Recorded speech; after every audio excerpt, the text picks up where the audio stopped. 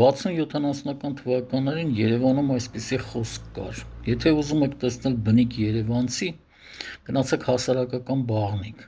Դրա իմաստը այն էր, որ հին երևանցիները որևէ հարմարություններ չունեն իրենց տներում։ Բաղնիքը դեռ լավ է, տեղեր կար, որ տան կենտրոնում տաշտ էին դնում, որպեսզի լողանան։ Այդ թվականներին մի հոդված էի կարդում, գրող էր հեղինակը։ Պաթոսով պատմում էր Երևանի կոլորիտի մասին թվելով Կոնդը, Սարիթաղը։ Մտածեցի հետաքրքիր է այս մարդը նման տներում ապրել է թե ոչ։ Բացեցի գրական տեղեկատուն, տեսա, որ բավականին բարեկեցիկ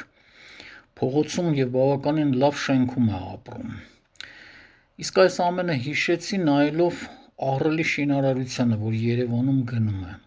Քանի որ բնակարանների կարիք շատ մարդիկ ունեն, բայց ովքեր որ ունեն բնակարանի կարիք փող չունեն։ Եվ հետաքրքիր է այս ահռելի շինարարությունը, որ գնում է, ովքեր են առնելու այս բնակարանները։